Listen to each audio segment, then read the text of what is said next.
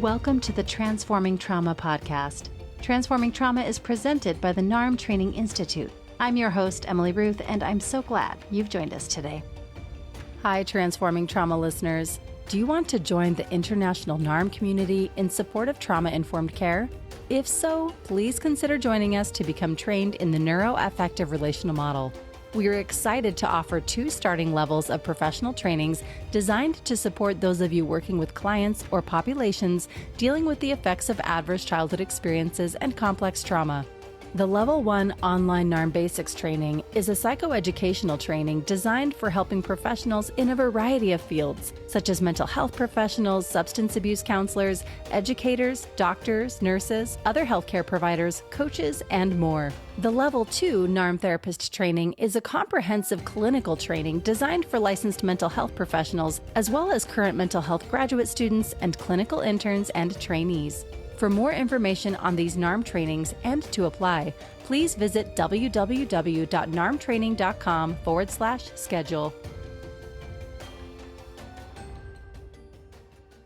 Today's episode is a conversation between NARM senior faculty, Brad Kammer, Stefanie Klein, and Marcia Black, as they reflect on the developments of the NARM community, as well as what they learned as NARM trainers and consultants in 2023. Brad Kammer is a licensed marriage and family therapist and professional clinical counselor. Brad is trained as a body-mind psychotherapist and co-authored The Practical Guide for Healing Developmental Trauma. Marcia Black is a licensed clinical psychologist with a background in attachment, relational, and intersubjective approaches. She has been in private practice for over 35 years in San Francisco and the East Bay Area. Lastly, Stefanie Klein is a licensed clinical social worker and has spent 22 years in her Los Angeles private practice, specializing in treating adults with trauma and anxiety disorders. Please enjoy this episode with Brad, Stefanie, and Marcia. All right. Well, I'm excited to be together again. Welcome back to Transforming Trauma. Thank you. Thanks, Emily. Well, we've enjoyed this tradition of getting together and reflecting on the past year and sharing enthusiasm about the upcoming plans for the Institute for 3 years now, which is always a highlight of the year for me. And so I was hoping we could kind of go around and each of you share what each of you would like from our time together in our conversation today.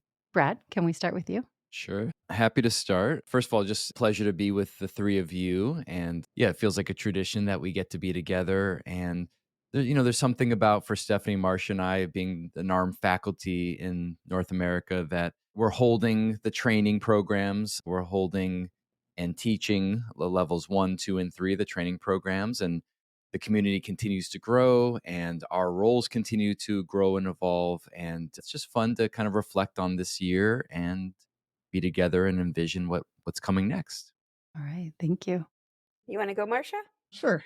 I was reflecting on our podcast last year and went back and listened to it. And I remember I shared one of my favorite quotes from Jung: learn all the skills and the techniques, but when you're with another human soul, be just another human soul. And for me, the masterpiece of this year, the really highlight, was the masterclass in which I think we really walked the walk of that in the way that Brad and the training assistants supported the students in being able to be in their own process and to really be able to highlight how the NARM approach really is one of mutual self-discovery, where if we do our own work and own, vulnerability and humanity, then we're able to be with our clients in a different way. And so I would love to have our listeners get a sense of that, as well as to get a sense of how our mentoring program really demonstrates that in a layered way. Thank you. I guess mine's kind of similar in that, the foundation of healing complex trauma is all about connection, connection to our hearts, connection to ourselves, connection to other people, reconnecting. And these annual podcasts that we do together is just a really sweet opportunity for us to connect and reflect and sort of be together in a way that, we're always so busy getting everything done and supporting all of the trainings that we don't get to just kind of be with and think about what we're creating here. And so I just hope in these episodes that we get to do this once a year, that people feel into the spirit of connection, which is so much the foundation of healing. And really the magic part of what gets created in a lot of these training cohorts and on the training teams, the connection with each other. Thank you. That's a really sweet way to lead into what I was hoping I could hear more from each of you in terms of if you could share some of the learning that each of you have had and the ways that you've been engaged with your roles as trainers and consultants and mentors. Reflecting. Yeah, reflecting, taking a moment to sit with that. I don't know. It's like with every year, something deepens. It's like something deepens in terms of how I understand the material. Like with every time I teach an OBT, with every group consult I do, no matter what level, it's just amazing how it keeps deepening, which is a huge takeaway. And the more that that's reinforced in me year after year after year, consult after consult, module after module, whether I'm, TAing, whether I'm floating and hearing the material that Brad's presenting, or whether I'm, teaching it myself, the fact that it keeps deepening is incredibly exciting and helps me hold this perspective for the students as well, and the TAs, the people that I'm mentoring, hold this perspective that there really isn't any kind of finish line here, that there really isn't anywhere we're trying to get. Like, it's not just a meme, it's true. Like, there's nowhere that we're trying. We show this meme in the trainings that you're not lost unless you're trying to get anywhere. There's really nowhere to get. It's just this beautiful process of continuing to be exactly where we are. And by trusting that, somehow we grow and somehow we get more effective. Somehow we integrate and understand things more deeply. Yeah. I think some of the learning for me is just around, well, it starts by really honoring people that come into our trainings. Our trainings are deeply experiential.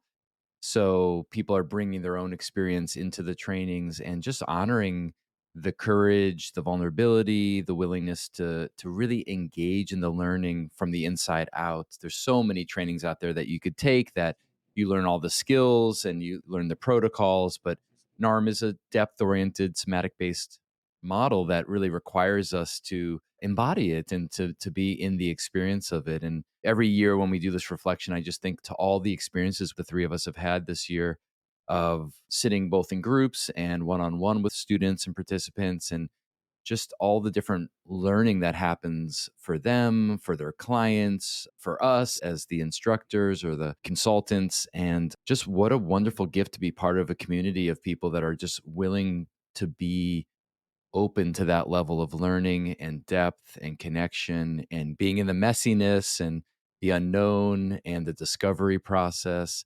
Yeah, I want to talk a little bit more about this later, because some deeper learning that's part of the vision for where we want to go in the future is just about something that's being satisfied for many of us that come in this professional training, not just about our clinical work, but about something inside of us that actually reinforces or deepens our clinical work, that has to do more with something for us personally in our role as therapists or helping professionals. So that's always not just learning for me, but I just feel like it's a sacred gift to be part of a professional community of other people that are not only interested in doing this, but really are committed to this kind of learning. Yeah. Yeah. It's so special. I mean, I guess I would add, I feel like a tremendous amount of gratitude and appreciation for the students' willingness to take a deep dive into their vulnerability. I think last year I might have mentioned a student had written in an evaluation that NARM was the first training they'd ever been in where the therapist experience counted. And in the master's class, which is, had a huge impact on me, we really take a deeper dive into that. And in my experience of that, being with students willing to look at what's in their way of being able to show up with clients with their own authenticity and to be able to see them with compassion and clarity and openness, also has asked of me the same thing. As I mentor the training assistants, I have to look at my own vulnerability and what gets in my own way. And I love that layering in NARM, but it's also a very tender experience. And I feel grateful for students' willingness, but also for the opportunity myself to go into those spaces. And it's created an amazing field that, kind of even in the hybrid version of the master's class, the people online, I think, could also feel the heartfulness and the tenderness that we were all creating for each other to be in our humanity and in our humility together. And that's just had a huge impact on me in terms of how significant that is in the work we do. And I can speak to that because I did both. I did some of the modules online and some in person. And yeah, we felt it online. I can say that I'll speak for myself. I felt it online for sure. I wonder if we could reflect a bit on, I'd love to hear more about how each of you, from your sort of different vantage points in being in the Institute, how the NARM community has grown since last time we met, or at least in this format a year ago. Because a year ago, the book had just come out, and then you were just getting ready to start the master's. Well, I can speak about the master's training experience. I created a whole brand new curriculum for what we call the level 3 NARM master's therapist training. And it's been something that I've been kind of working on for years. And it was just such a wonderful opportunity to take this work, the base of the work that comes from level 1 OBT training or level 2 NARM therapist training that's introduced in the 2 books now, the NARM books, but to really take it to this much deeper level of what we call the level of intersubjectivity, which is really going much, much deeper into the relational model of NARM in a way that it's hard to describe right in this moment in words, but really has to do with bringing in more of the humanity of the therapist so that we have more access to our own complexity and richness of experience. And that allows us to have much more capacity to be with our clients' experience. And also it was kind of a culmination of a bunch of trainings that I've done over the years that we all got to be together for this next level. Personally, for me, receiving all the support and kindness, because when you put a new project together, you don't know how it's going to land, how people are going to receive it, how it's going to feel for me as the teacher. And I just felt so much support and just really enjoyed it. I keep on saying it was the highlight of my professional career, putting the material together and then bringing it to the community and just having the shared deepening and learning together. It was just such a really magical experience. So in terms of the expansion of the community, I think it did. I think it was another step in our evolution of our community. And I think it's going to be the launching pad for kind of the next steps. It's interesting just thinking about the arc of some people start in the OBT and the online basics training, our level 1 training. Some people start in level 2, but now we have the book. So I'm getting more and more students who have come into online basics training, which I teach, having read the book. So they come in with already like a wealth of information, as much as you can, glean from reading and doing those exercises, which is actually a lot. And I find that it's deepening the experience in the online basics training a lot, that some people are literally holding the book while I'm talking about whatever it is. And it's just really helping the integration of the material because it's a lot to take in. And then, the people that go on to level 2, like even in level 1, I hear a lot of like, oh, I didn't know what I was getting into, in that, people sign up for professional training and the nature of this training is so deep and they end up getting so much more than they bargained for because the focus becomes about the internal world of the therapist and what's going on for the therapist or the helping professional. So it's a little bit of like, oh gosh. And then it's like, this is really great. I really like this. And then we get to level 3 and Brad's maiden voyage here of level 3, where it's really a deep dive into the intersubjective process. And you're working with all of these students who know exactly what they're getting into and they just want more. And it was just such a rich experience. And there was you were there, Emily, we were all there, but there's just such a spirit of community that we got to have in that process.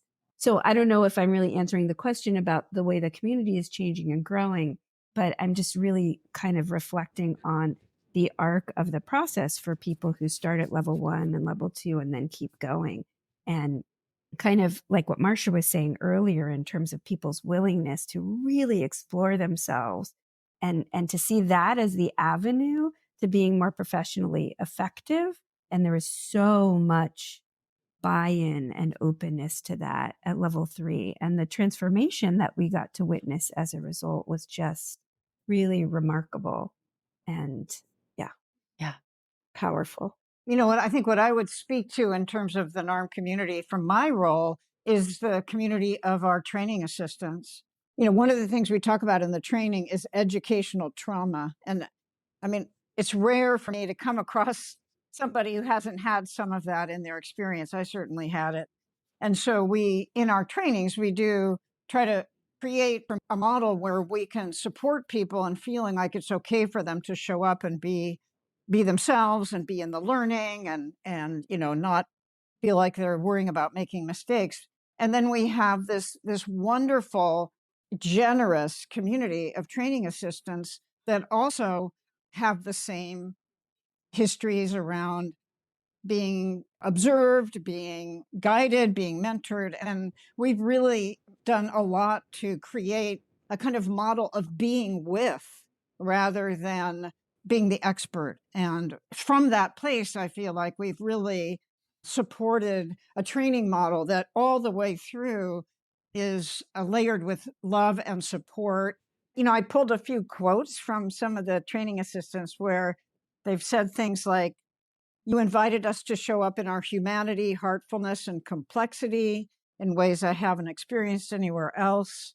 I went from fear in past learning to heartfulness and love, learning to be gentle with myself and lean on the team for support versus to hide my fears and my vulnerabilities." And so for me, that has been a huge growth, is trying to create a learning environment for our training assistants that then can go down to the students that feel supportive and generous and make space for vulnerability and openness. What Marcia was saying was making me think about in my earliest supervision right after graduate school, somebody said to me, my supervisor said, it takes 7 years to be a good therapist. And I was like, oh God. But sure enough, right around the 6-year mark, like 6.5, I started to land in something and feel like, oh, like I have some mastery. It's just an interesting place that we are in the process of building the NARM community, which is more than just the NARM approach. It's this whole structure that we've put into place that is about how the training teams run and about the container that we create for the students to be able to feel safe, to learn or secure in their learning and showing up for the experiential aspects of it, all of that. And I was just thinking when Marcia was talking that we're sort of at that kind of 6.5-year mark. And some really felt this year like it kind of settled or landed in all of the work that we've put into creating, really intentionally creating a certain kind of community for professionals. There's something this year that really felt like, okay, you know, we figured a lot out, and we keep saying we were, you know, flying the plane while we were building it. And then somehow it feels like, oh, like this is what we were going for. I feel like we kind of hit that stride this year. Right on time, right at that 6.5, 7-year mark.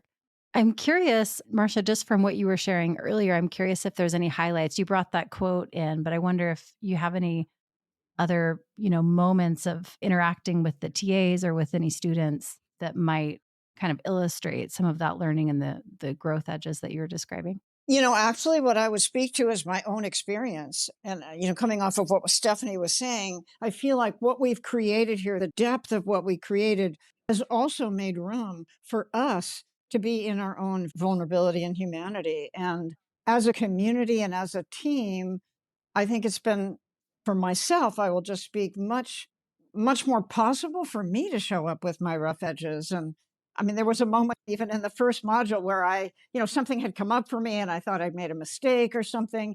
And I was able to, I knew that I could work through it on my own, but I felt in that space able to bring it to the team in a way that it actually felt so transformative to be able to be myself vulnerable in a group of my peers in a way that in the past I might not have allowed. And I think that's a part of our work as clinicians. We need to be able to be, you know, to acknowledge our own vulnerabilities or the places where we might make a misstep, as well as, you know, to show up with our capacity to hold space for our clients in their own vulnerability. And I think for me, the most profound moment really was my own experience of it's okay to be me, and I'll still be loved and accepted and supported, maybe even more so. Yeah. And I'll just say, from the student perspective, that certainly was felt. I don't know exactly what moment you're speaking to, Marcia, but it felt like it's okay to show up in what sometimes feels really messy because, the material for me, module 2 felt very, very messy. I was like rethinking a lot of things. And so I felt in my smaller group like I could show up and just be honest about where I was at and what I was grappling with in the material. And there was such a kind of a circle of support around me. I really felt that. So I imagine that trickles down from what you're describing, Marcia. Yeah. Indeed. I would add that the word inclusivity is a word that we think about a lot, and coming from all these different backgrounds and different experiences, one of the really core tenets of NARM is really holding people's humanity and humanizing each other, or what we sometimes refer to as subjectification instead of objectification. And, Stephanie talked before about the learning environment and how much intention goes into it. We've spent, since the beginning of the NARM Training Institute, a lot of time and energy in conversations and difficult experiences and learning experiences around some of these issues that generally get kind of put into the diversity, inclusion, and belonging kind of category. And when you're working with complex trauma and the ways that people start to internalize objectification, both from the environment and then the ways that we end up doing that internally as well inside of ourselves, it then makes it very complex to be in learning environments with 50, 60, 70 people who don't have relationships, that don't have shared history, that don't have shared culture, often not even shared native language, because we have people from all around the world that come to our online trainings at least. And how do we navigate the differences of each of us, but not in a way that ends up reinforcing disconnection? And that is a huge task for our humanity, the 8 billion people on the planet, but it's also a big task for us in these training environments. And I feel really proud of the work we've done to try to be authentic, be willing to make mistakes and learn. All three of us as teachers have made numerous what we might call mistakes, and the intention to stay in relationship with people and to learn about their experiences, about our experiences, and to see if we can make repair. And often that ends up strengthening connection. Those are some of the highlights for me about those moments of deep connection, even when there's a lot of difference and even potentially conflict. And just a practical piece of that, we've been searching for years around different kind of outside training, because we don't want to just become an inclusive, professional community. So we've done and experimented with different kind of outside training too. We might have talked about this last year, but we found the theory of enchantment, which is Chloe Valdery's work, and we've brought some of her training into our staff and our training teams, and that was really enriching and felt very aligned to the trauma informed work that we're practicing in NARM. And that led to us creating a DIB committee, a diversity, inclusion, belonging committee. And I've been reflecting on our committee, because we're not necessarily like creating things. We're not like necessarily creating new policies, or we're not kind of changing the curriculum. I mean, those things might be downstream, but we're really sitting together in relationship and building a certain kind of relational capacity to be with complexity, to be with difference, to be with conflict, to be with misunderstanding, to be with learning and unknowing. And there's something about just building that capacity together in a group of people from different parts of the world with different backgrounds that has been a huge highlight for me over the last year. I've really grown to feel very deeply connected to this group, and I love this group, and I'm looking forward to how that continues to kind of support our capacity as trainers with people from all sorts of different backgrounds, and also doing very sensitive work. We're in training that's doing very sensitive work. A lot of people have had religious trauma, cultural trauma, racial trauma, all sorts of different trauma that attacks our very sense of ourselves. And how do we trust other people to be there with us as we're kind of putting these pieces back together for ourselves in this community. I think it's been a really big highlight for me. Mm. I'm wondering if the three of you can share, and maybe Stefanie, we'll start with you if that's okay. I'm curious if you can share what's been most fulfilling for you in the last year in your work. That one's easy. Yeah. My favorite part of all of this is mentoring. Like, I mean, it's just been the most enriching.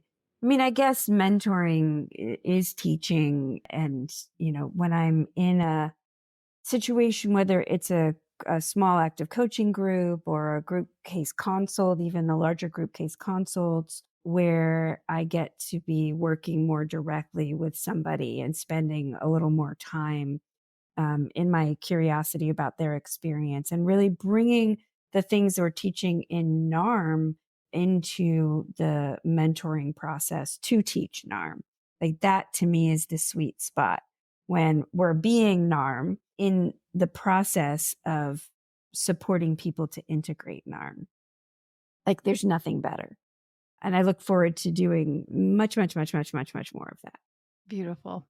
And I didn't frame this question quite as thoroughly as I wanted to, but for both personally and professionally. So you talked about that. I don't know if there's anything you would add. Yeah. I mean, I guess that's professionally, it's so hard to separate those two things. It's professionally fulfilling, but it's personally fulfilling as well. It's like there's certain parts of everyone's job, I think, that are more energy giving and enlivening, and certain parts that might feel more draining. And like for me, when I get to be in that mentorship role, whether I'm mentoring TAs or I'm mentoring students, meaning that I'm working more directly with them when they're talking about a case or an active coaching, like it's very enlivening. I walk away from my computer because I'm doing it online. Yeah, feeling like that, like I am taking something away personally, as well as offering something professionally. Great. I mean, students and TAs and who know me well know that probably my most favorite part of NARM is the relational part, is the way in which the healing that happens inside of us is supported by the relational field. And in the master's class, we brought even more into that, the connection to just love and our heart. And for me, there's something that's deeply, deeply sacred and fulfilling and touching to be with students, clients, TAs in the space where I'm able to support them in touching into something in themselves that maybe they didn't even know was there. Often in our consults, we don't just focus on the client, we focus on the student or the TA's, the therapist's internal experience. And whether it's with inactive coaching or in consults, it just feels to me like so sacred and such a privilege to be a part of being able to support people in connecting to themselves in a deep way that then helps them to be able to be in their work in a deeper way relationally. And it also touches me in amplifying my own ability to see what's alive in my relationship. It's just like being together in that sacred way where we bring kind of heartfulness and openness and vulnerability to this self-inquiry, including my own, is probably the most fulfilling part of the work for me.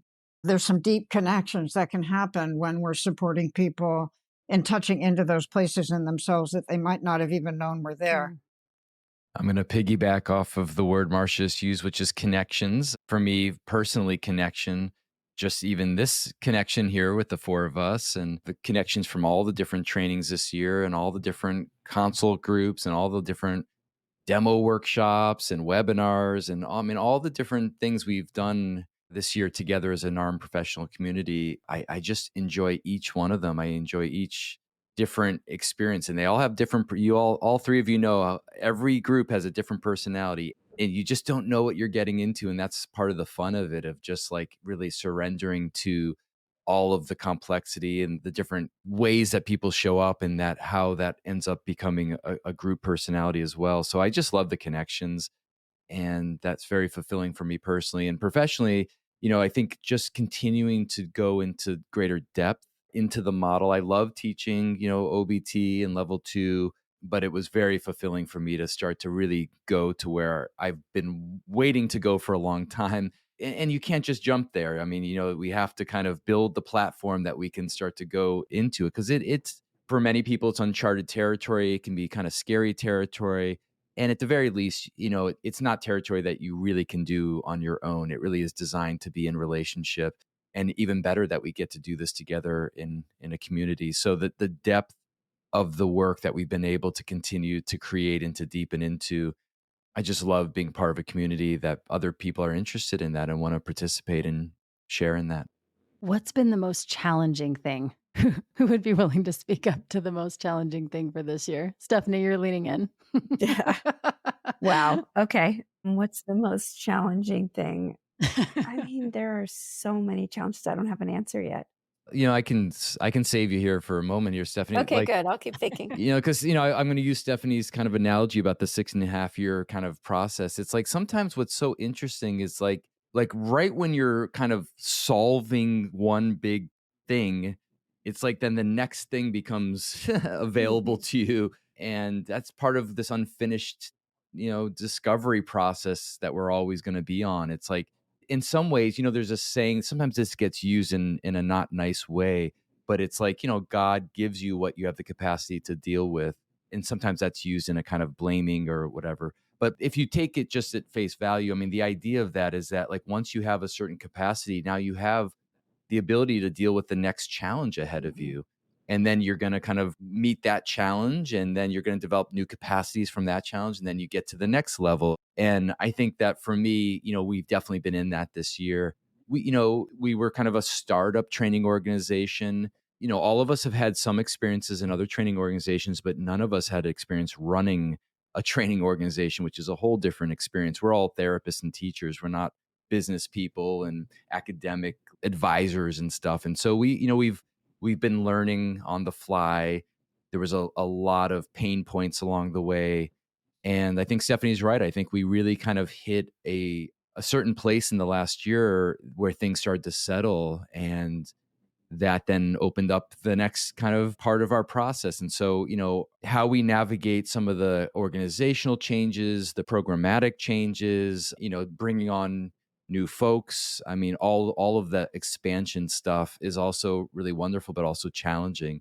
And I know for myself, it's been all the organizational work has been a lot for me. And so I think getting into the trainings feels like a vacation for me, because once we're actually in there, it's just pure joy for the most part for me to be part of those. But the background work continues to be, for me, very challenging. And just want to make a shout out to the amazing staff we have. And, it takes time to find the right people too. You don't Yeah. just find the right people when you start out of the gate. And it's taken us, 5-6 years now, so almost 7 years, to find just a really great core group of people that most listeners, most people that are in our trainings can't even put faces to these names. And they're incredibly supportive, that allow us to do the work that we can do with all the students. And, we give them little shout outs, but, they really have supported us in such important ways. And so we want to honor also just our organizational staff that allows us to do this great work. Yeah, it makes me think about bandwidth, like with a startup, each person really needs to be like 3 people. Like, but they're not. They're one person. And so everybody is kind of just trying to do as much as they possibly can. And again, I agree with Brad, like that has been one of the biggest struggles, and it does feel like we're starting to figure out like how to have the right person in the right seat, and so that everybody isn't scrambling and going way beyond their bandwidth in ways that isn't even ultimately going to get us there. So that's one thing that comes up as a challenge. It's just been a lot for a few people to hold and figure out.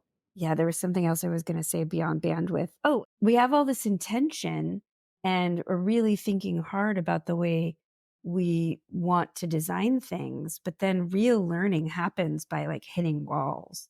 And we have just hit some very painful walls. And I mean, that's brought the biggest learning. And I remember that in my therapist career too. I remember, figuring out things by by things going really, really wrong in very painful ways.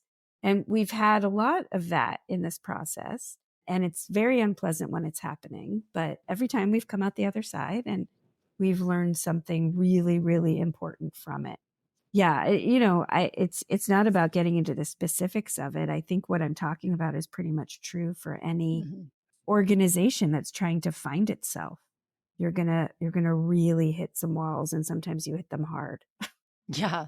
That's so universal, not just in organizations, but we as humans, right? Like as Exactly. individuals. Yeah. But I feel like that's happening less. Mhm. We figured a lot out. And I think we all know there's always going to be blind spots, and we're an organization that's going to continue to be in self-inquiry and continue to reflect on what our blind spots are and what our biases are. So, because we're always going to be growing.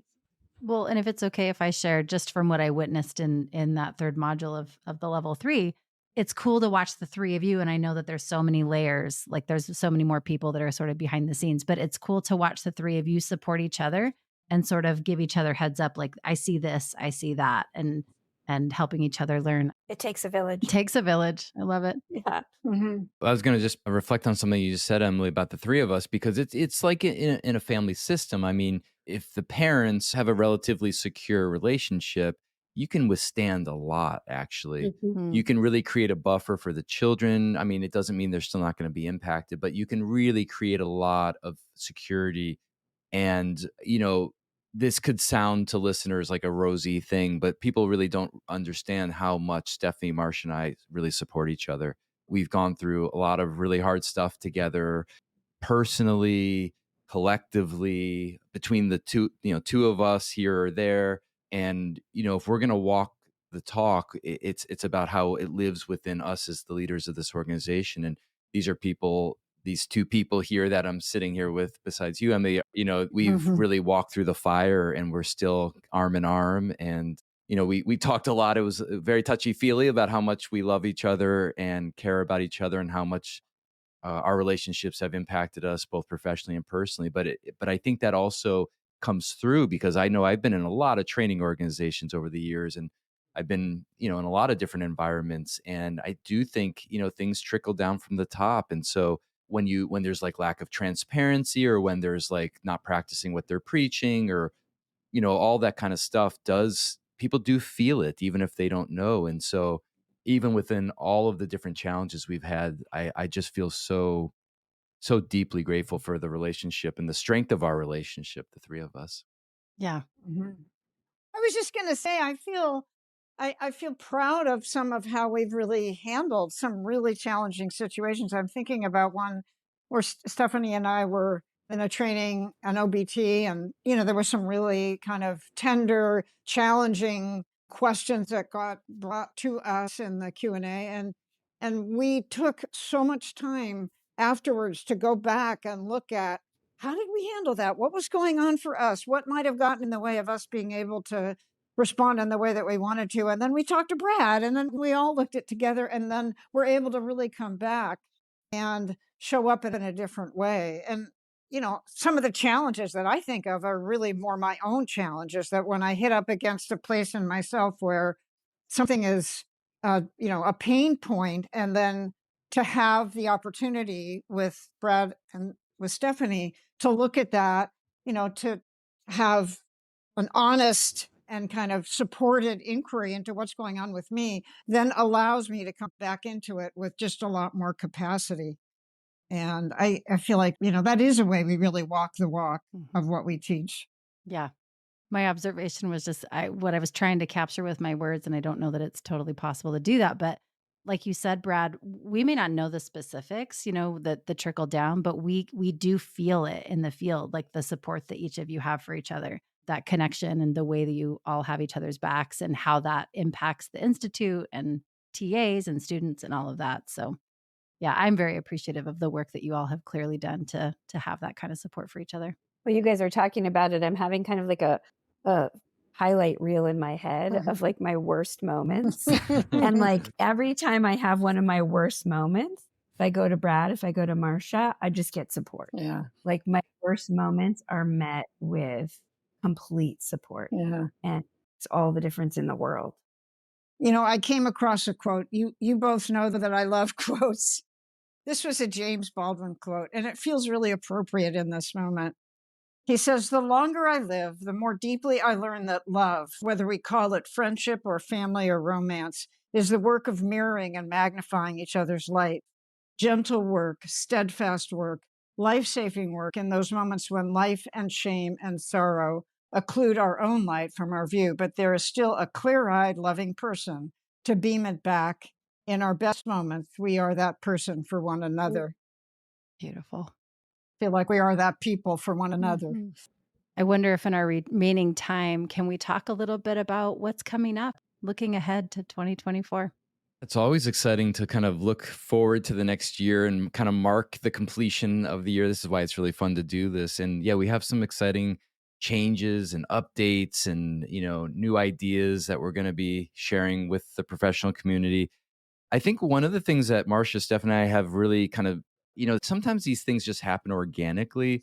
So I don't know, sometimes we call it like the secret sauce of NARM or something. That the secret sauce is that people come into these trainings for a clinical training or a professional training, and they leave it feeling different as a human being.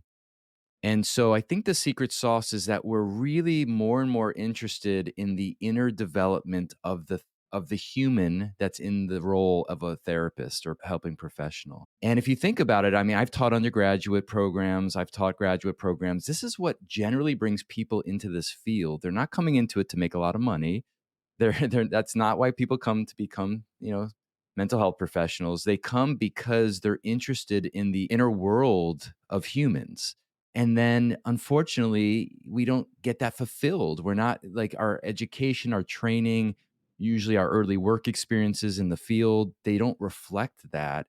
Many people grow cynical. Many people feel lonely. Just many people feel unfulfilled.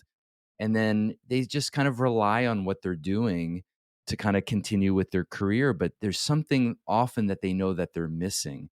And so then those are the people that start to read more, research more, look for trainings. They come into our training, and we are just most interested in the human, not the student, not the therapist, but the human that's sitting there with us. And that's where that support that Stefanie was just referring to comes from, because we are in this together and we want to support each other as humans.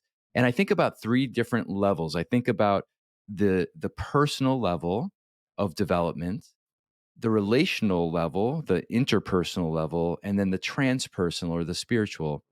And all three of those are crucial to be an effective clinician, effective therapist, and to be a more whole human being. And so the programs and the ideas that Stefanie, Marcia, and I have been talking about are going to be, how do we start to go deeper into supporting the inner world of the therapist within this community that we've already established? And I'm so excited about it. I can feel little shivers as I'm talking about it. Some of it we don't even have fully mapped out. They're just kind of rough ideas, and some we have a little bit more fully mapped out. But I couldn't ask for better partners to do this, and I couldn't ask for a better community to do this. And so it's just super exciting. And we're going to be sharing, some more details soon about some of these ideas and programs. And yeah, just really exciting as I think about 2024. I got those same chills and shivers. I'm so excited to see what y'all are cooking up. I guess it's on a need to know basis. Okay. we can't say much more than that yet. Pretty much But sums it up. yeah, I think it's cute that everyone's getting goosies while we're talking about it. I feel like natural development from where we are now, especially with the master's material and what we're exploring there. It's kind of like to keep going in that direction. I just was going to add, when I first started going through the new material that Brad was sharing with us in the master's class, and then, we began to actually teach it in our breakout groups, and certainly Brad as the trainer, it really hit me. This should be in every graduate school. Yeah. It's, it's coming out of the NARM model, but in a way, this exploration of the intersubjectivity in the work, the relationality in the work, and the significance of us being able to do our own work to see what might be getting in the way of us being able to show up and support what the client is needing to connect to in themselves is hopefully, to me, it can have broader application, and maybe we can invite, a broader community into our training programs. So I'm excited about that because I think it would enhance a lot of the mental health field if there was more attention to the therapist's part in doing their own work.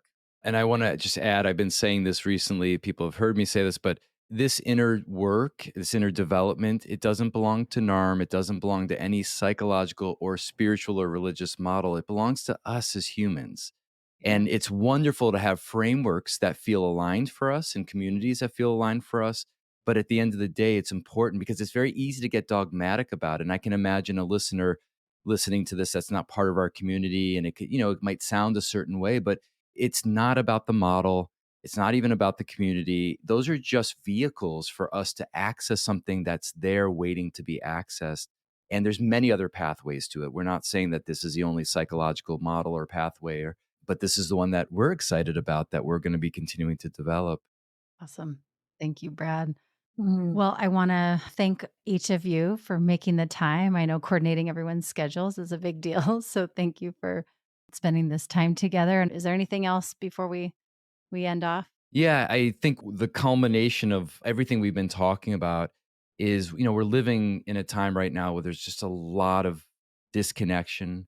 There's a lot of conflict. There's a lot of violence. And the only antidote to that I see is connection, and is depth, and is heart, and humanization of this process.